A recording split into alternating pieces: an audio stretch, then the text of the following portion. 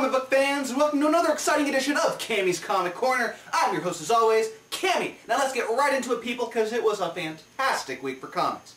Pick of the week from DC comes Green Lantern number 45, written by Geoff and art by Doug Mahnke. Now, of all the Blackest Night titles that have been coming out recently, this has to be one of my favorite issues because you get so many different lanterns in this book. It feels like a cross between Green Lantern and Green Lantern Corps plus every other lantern color in the spectrum. We first start off with John Stewart versus Xanshi, which is the planet that blew up and he feels responsible for. Well, guess what? The Black Lanterns have claimed it as their own. They've resurrected the planet, and that's their own version of Mogo, as it were. Because, you know, Sinestro had one, Green Lantern has one. Black Lantern doesn't want to feel left out, so he wants one too. And then meanwhile, back on the Star Sapphire homeworld, we have Carol Ferris versus Sinestro. Well, it's not just the... Well, that's the main battle. Well, we have the Star Sapphires versus the Sinestro Corps. The Sinestro Corps going in trying to get their own people back because they're being converted into love. And Crib is back out there. Watch out for Crib. She's one nasty, badass motherfucker. And so then it's just Sinestro versus Carol Ferris. Sinestro is really impressed that she's all the way out here, but he's like, hey, just don't get in my way. And sure enough, she does. She even encases him and tries to convert him, and we see that Sinestro has a little bit of love in his heart still. Love for Amin Sir's sister, Erin Sir, and so there's the whole little connection still. Amin Sir, he's dead and gone, or so we think, but he's always going to be there. And speaking of dead and gone, guess what? The dead lanterns from Sinestro's Corps have come back to life as well, and they're going, oh, hey, how you doing again, old bust? Meanwhile, back on Usmaltz, we have the Red Lanterns versus the Green Lanterns. Boudica's killing them left and right because they're trying to get Laria's body out of there. But the Black Lanterns, they hit there too. They send their rings, Laria's going to be a member, and then they go into the blood pit of all the sacrifices that Usmaltz and the Red Lanterns have done over the years. And then, finally, we get the Blue Lanterns versus the Orange Lanterns. And, you know, Larfleeze is back on the Vega system, watching his avatars attack from afar. But sure enough, all the Black Lantern rings zip down towards him, and they resurrect all of his avatars. And I was kind of hoping for something like that, because he has to kill them in order to get their, you know, their essence as an Orange member of his Corps. And now they're back for revenge too. So it was just a fantastic issue. You know, there was so much action going on, and I had a really fun time, as you can tell. Next issue, Sinestro versus Mongol. Stick around. Now on to the Fast Five! First up from Marvel, we have Dark Avengers number 8. Now this kind of wraps up the whole X-Men Uncanny, Dark Uncanny, X-Men Ultimate, whatever, Utopia crossover. And let me just say, I gotta take a moment here and say, Luke Ross's art on this is just fantastic. It was so much fun. You could really distinguish which character was which, and it made the reading experience all much more pleasurable. So we have Scott's plan finally coming into action. Thanks to the help of the X-Team, they've resurrected this big island, and it's kind of like their own Asteroid M. This is their safe haven, their utopia off of San Francisco's coast. And then we find X-Force versus the Dark X-Men, and then Namor and Emma Frost finally go, ha-ha! We were on their side the entire time! And they take out Dakin and a couple other of the teams and join and welcome Cloak and Dagger to come join them. So that's all going on great. And now, next issue, it's going to be Osborn and his Dark Avengers going to the island and putting some serious pain on the X-Men. But from this issue alone, I had such a fun time. Next up from DC, we have Batman and Robin number 3. Now this is the conclusion of the first little arc with Professor Pig and Mr. Toad and all those crazy characters. Professor Pig is about to operate on Damian, and he's really creepy because he's just dancing to like this disco beat with, like, you know, a scalpel in one hand and like another tool of the trade in another. And Damian, he has enough training to know how to get out of, you know, ropes. So he just kicks his goons, beating down Professor Pig. They take the battle outside, and throughout all this time, Batman, Dick Grayson's trying to hunt him down and come to Damian's rescue because they're Batman and Robin. They work as a team. That's what their little team is all about. So they both meet up, they take down Professor Pig, and he's away in jail now, the creepy fucker.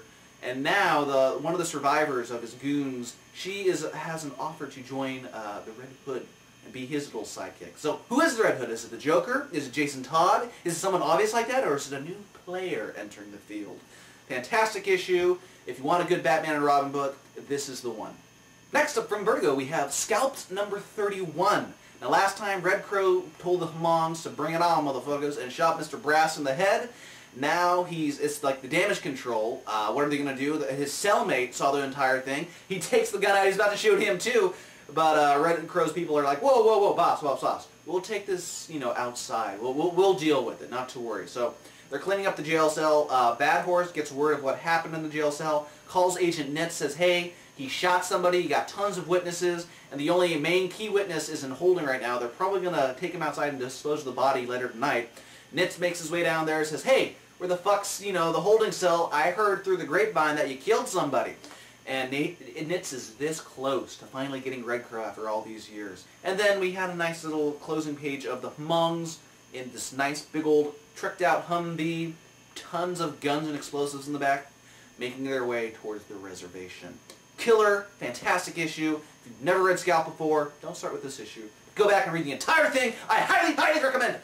Next up from Marvel, we have New Avengers number 56. Now, in this one, it's kind of everyone's on the same playing field, as it were. The whole New Avengers team was taken out from power dampening, tricked out by the Hood Syndicate, by a Dr. Jonas Harrow. And then when the Dark Avengers get there to, clean up the mess, all their powers are lost too. Even Osborn's suit doesn't work. And with the whole Wrecking Crew and the Hood's guys, they're saying, hey, here are the new terms, as it were. Like, you guys aren't in charge anymore. I mean, if they take out the Sentry, I hate the guy, but if you take out him, that means something. It's really interesting to see from a different perspective. Are the New Avengers and the Dark Avengers have to help each other out? Who knows? Turn in next issue, find out. And finally this week from DC, we have Detective Comics number 856 with the gorgeous, and I'm talking gorgeous, J.H. Williams III art. Rucka's story is fantastic as always.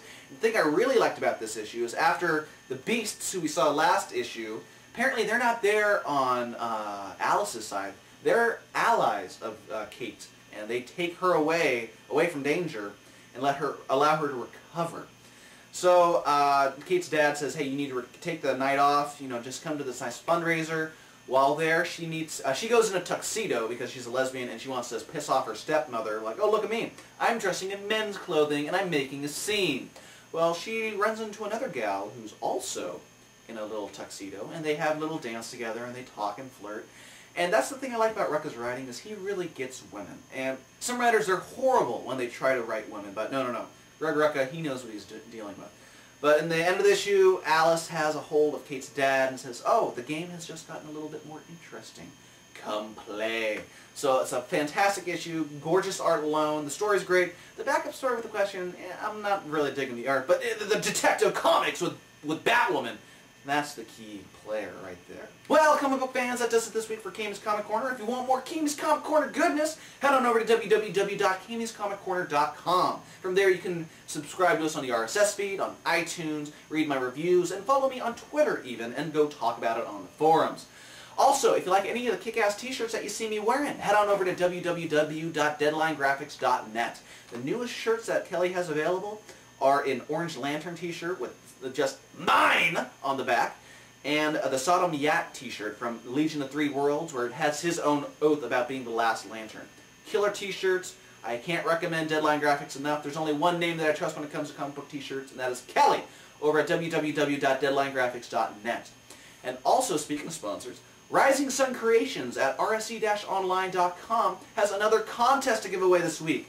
What the hell? I mean, these guys are awesome. So, the items up for grab are, we have X-Force number 18 variant cover with X-23 right there.